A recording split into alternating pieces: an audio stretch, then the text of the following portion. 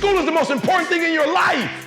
And while I hate school, I got a PhD. And I hate school. I hate everything about it. So somebody say, E, if you hate school so much, why you get a PhD? Because I hate school, but I love options. You can have average skill, but you can't have average will. You can't have average will. Like your will has to be phenomenal. You have to see basketball as the gateway. It's like a passport. Basketball is just your way to get in, and then once you get in, boom, then you dominate. So I'm telling you, you're not taking a test because they're giving you the test. You're taking a test that's about to change your life, your mama's life. And I know if you take the test serious, you'll kill it. When you go through your go-through, your siblings are watching you. When you go through your go-through, your friends are watching you. When you go through your go-through, your parents are watching you. And people will use your strength to get through their stuff. Yo, what up? It's your boy E.T. Welcome to another edition of Free.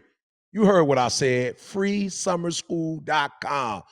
Knowledge is the new money. Get you some. Look, I just want you to pretend like you're in the bank, right? You see all that money in the bank? Man, if that somebody let you go get that money, you're going to get a bag and put all that in. I'm telling you, if you all that knowledge you get, especially if you focus on a specific area and you learn it like the back of your hand and you become a guru at it, I promise you, more money, more money, more money. I'm telling you from personal experience. I'm telling you from somebody who was a high school dropout. I'm telling you from somebody who didn't really like to read and write and do all that stuff, to a person that understood one day that if I want to change my world, I change it through knowledge. Knowledge is the new money. Get you some, all right? So that's exactly what I want you to do. I want you to get as much as you can. Now I'm gonna share something with you, and you like, E, what does that have to do with money? What does that have to do with knowledge? What I'm about to share with you has a lot to do with it. All right, let me give you an example, all right? So let's just say, for instance, in my washroom, right? I got a washer, dryer, and I got a sink, right? And you got in your washer and dryer, like you got soap powder and just hair and just all kind of just debris that's in that washroom, right? From clothes, right? So what happens is that the drain, there's nothing wrong with my sink.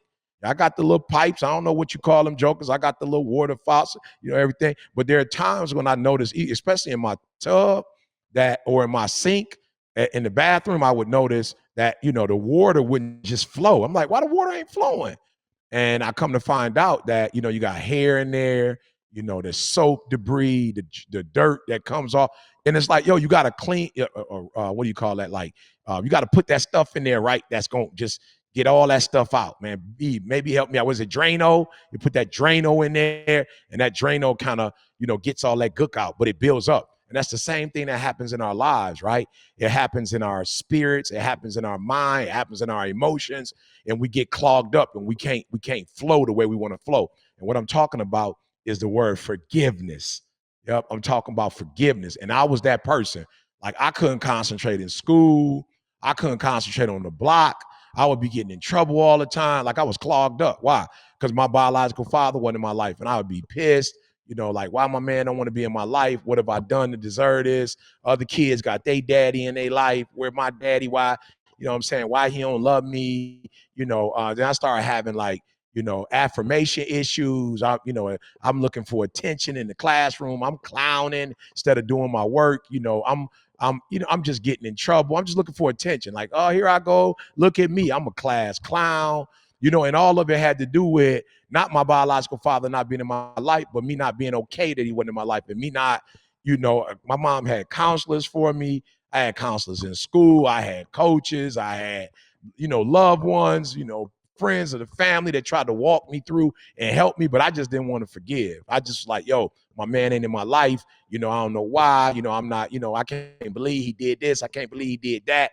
And it, like my sink, or like the sink in the bathroom or the sink in the washroom, it started clogging up. It started messing me up. So yeah, I'm in school, but I ain't doing my school work. Yeah, I got friends, but I'm doing dumb stuff. I'm fighting and stealing and, just anything that was destructive. Why? Because I wouldn't forgive. And then as I got older, and more mature, and I started looking at my life like, E, you homeless, you ain't got no bank account, you ain't got no money, you done messed your credit up. Like, my life was just in shambles. And I was just like, okay, what? And somebody was like, yo, E, you got all this weight you carrying. this anger, this bitterness, this frustration. It's like I want you to imagine you walking around and anger is like a 50-pound weight that's on your leg, or bitterness, on your leg, or resentment, whatever. Like it's weighing you down. And I realized that forgiveness was not for anybody else. It wasn't for my father. It was for me. And so listen to me very closely. Forgiveness is a gift that you give to yourself. It's a gift. You want a car, you want a house. One of the greatest gifts you could give yourself is to forgive people. And I'm going to tell you why. Because forgive those that have trespassed against me as I forgive those that, you feel me? So if you ever want to be forgiven, you got to forgive the people or the stuff they do for you. You got to show them some mercy and some grace, or the universe ain't going to show you no love and grace. Like people ain't going to show you no mercy and grace. And I don't mean be no let people walk over you. I ain't saying be nobody's doormat, but I am saying in certain instances when you start seeing that inability to forgive is hurting you, then you're going to have to make some adjustments. And that's what I had to do. I was like, go and give yourself the gift of forgiving. Let my man go. I don't care if he want to be let go, he don't want to be let go. Like, it don't got nothing to do with him. This got everything to do with you. Your life, like you going in circles, you messing up in school, you messing up your relationships, you messing up everything because you can't let it go. Let it go. All right, B, sound that alarm. I got a quote for y'all. It's quote time. I got a quote for y'all. It's quote time. Listen to me. The weak can never forgive. Forgiveness is an attribute of the strong, and that's real, and that's on everything I love, because it took me years. I was like 22, 23 before you know what I'm saying? Like I had been dealing with it since I was 12, 13. It took me almost 10 years to let go. So forgiveness ain't for the weak. Forgiveness, people who weak, people who are emotionally immature, people, who are not strong, they can't forgive.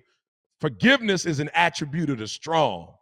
And so I'm telling you, let it go, let it go, let it go. Because nobody, and I mean nobody, is worth you not growing and developing because you holding on to the hatred for that person. Let it go so you can go up. It's your boy ET. Small steps, great distances. Now you know. Forgive and let go. Welcome to Free Summer School. Knowledge is the new money. Get you some. E.T. the hip hop preacher, Eric Thomas, is here bringing it with friends. I'm your host, Quincy Harris. QDZ.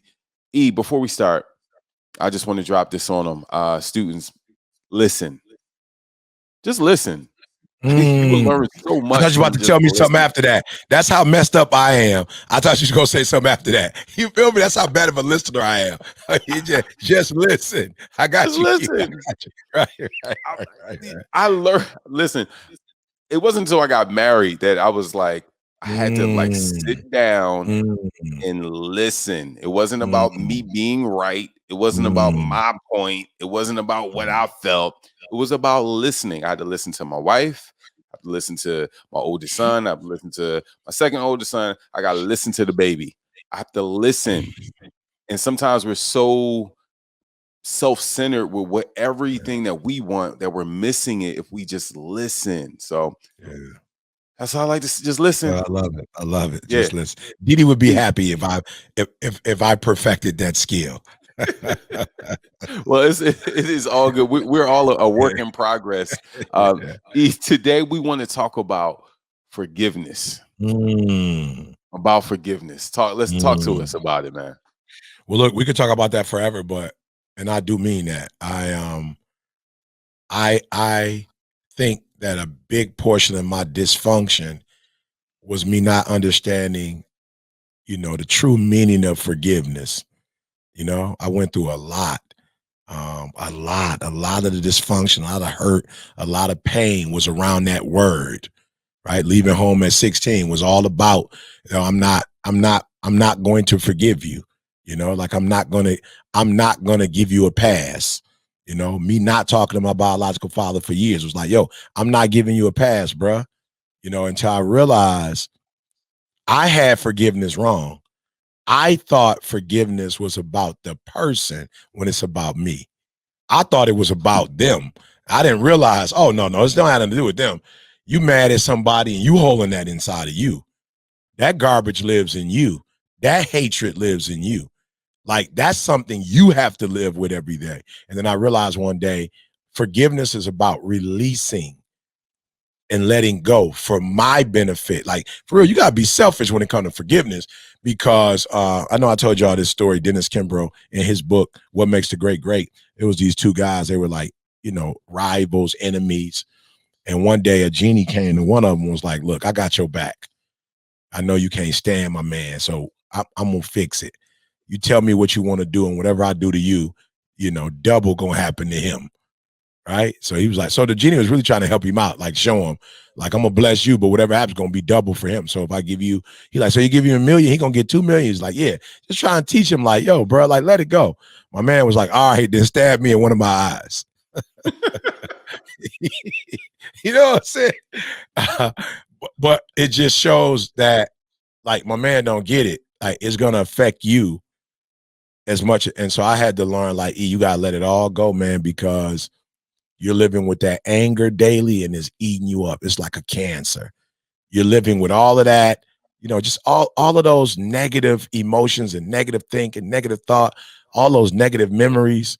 And then one day, man, I just got tired of losing, because all that negativity was in me and it was coming out in my decision making, getting in trouble in school, getting in trouble in my relationships, getting in trouble in my money, getting in trouble in my own. I wasn't happy with myself. And then when I started forgiving people, I started letting go of some of that negativity, and my whole life changed, and everything about my relationships, my money, my career, just everything got better. Forgive, y'all. Forgive. Let it go. But Ty, talk to us about Talk to us about that bully. Have you forgiven that bully? It's a trip, is that just about 3 years ago, I saw her, and we were at a conference together for foster care. And when I saw her, I immediately went back to my 14-year-old self.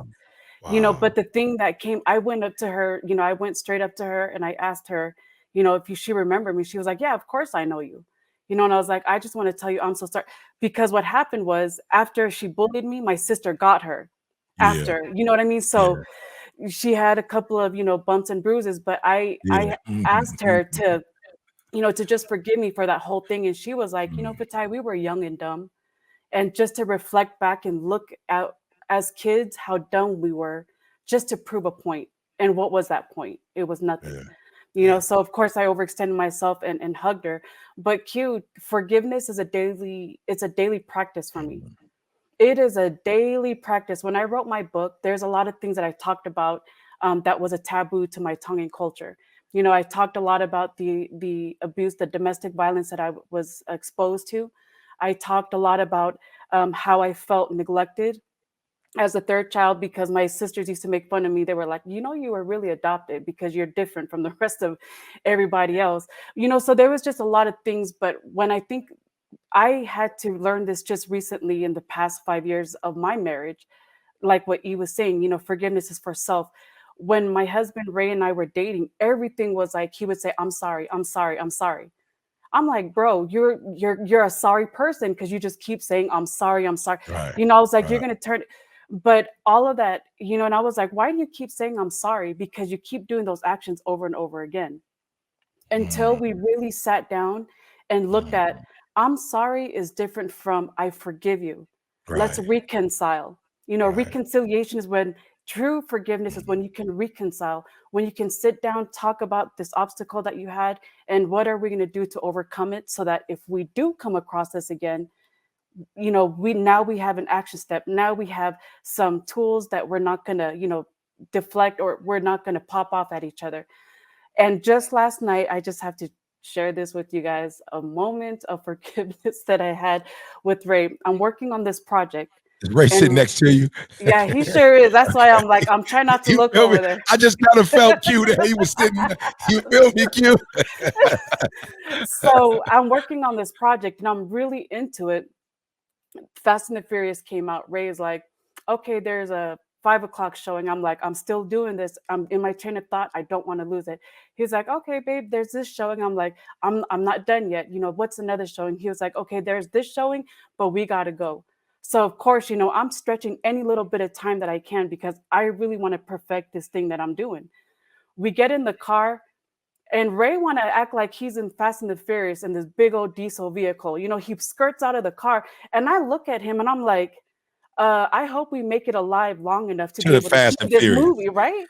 You know, so immediately because he skirted out of the driveway like that, I adapt and my energy level is gone. I sit there quietly as we're driving to the movie theater. We get in there and he's like, "Oh, babe, do you want a drink?" I don't say a single word to him. I say, "I'm going to sit down in the movie theater." I keep walking. I go find the seat because typically, the popcorn, that's how you enjoy the movie. Yeah, yeah, So yeah. I'm sitting there and I'm like, but I snuck some beef jerky in my bag. So I'm sitting there thinking to myself, do I forgive him now or do I forgive him later? Do I let him suffer now? So I didn't say a single word to him until after we got home. And I said, well, babe, I'm so glad that we made it home, that we're alive, that we alive, that we made it home. I didn't say sorry to him, but I said sorry in my head. But as the day was going, as the evening was drifting away, I was like, what is the purpose of this? Why am I so mad? For what? You know what I mean? It was our anniversary, 14 years married yesterday. And I'm like, I'm Man. tripping. Right. I'm tripping over the fact that he skirted out. I mean, we're Well, he saved. was practicing the Fast and the Furious. He was He practicing it sure for the was. movie. You know what I'm He just saying? need to practice it in a smaller car. You know what I'm saying? I'm sure they got the big cars in the movie. He was Yeah, just he's gonna be practicing the what next he one. seen. Yeah, Right. yeah, yeah.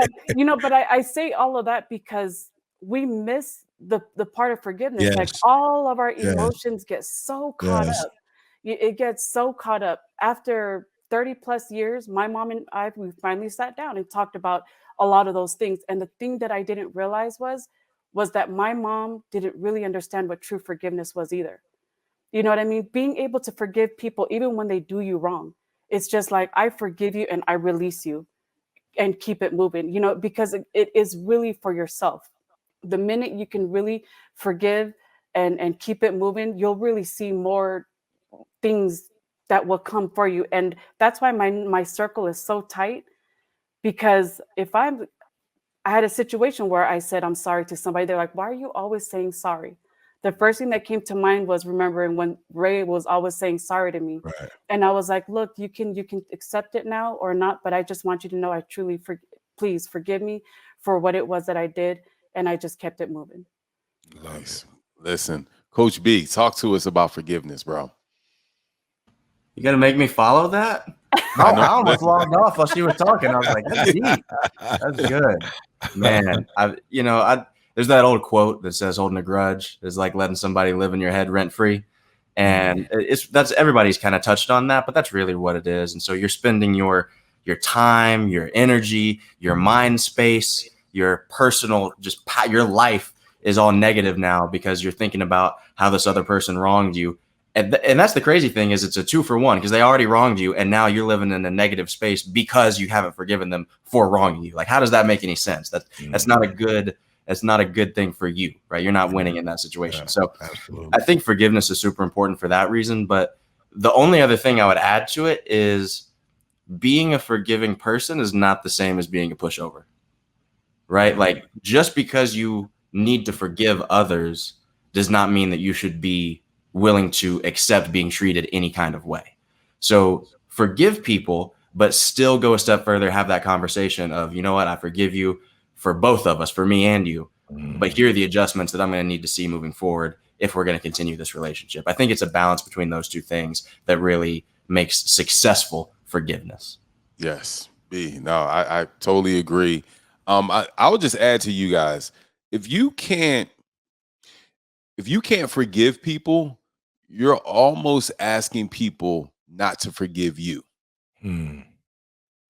I'll say it again. If you can't forgive people, you're asking people not to forgive you. We're not perfect.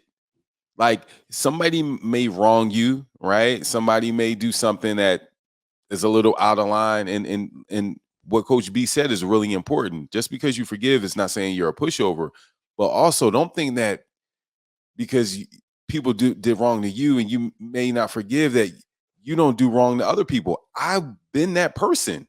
Oh, I can't believe this person did that. I'm cutting them off. And then I mess up. And then I have to look myself in the mirror. And then I'm hoping somebody will forgive me. Right. So it made me look myself in the mirror and say, hey, look, dude, you've messed up in the past. You've messed up with people. You messed up with, with relationships, with friendships, with all different kind of things. You got to be able to forgive as if you want somebody to forgive Absolutely. you. Absolutely. So E, take it away, brother. No, that's it, man. I will say this to you though. When you said you not forgiving is like somebody, not forgiving you, right? 100%, agree with that. Cause my mom was like, how is it that you going to church now and you supposed to be this forgiving person, but you're not, what I'm saying? You're not forgiving your father, or you're not, and you know what I'm saying? And so I was like, wow, I never thought about it like that. But that is a deep, that's a deep concept. And then the other thing is when you don't forgive, you are literally saying that you're going to let an external factor control you because you're not in control no more because you can't forgive and all the evil and ugly that comes with not forgiving. So you're saying, I'm going to let something else control me. So forgiving is also about not being controlled, but it's about being in control. Remember, small steps, great distances. Now you know. Let's go.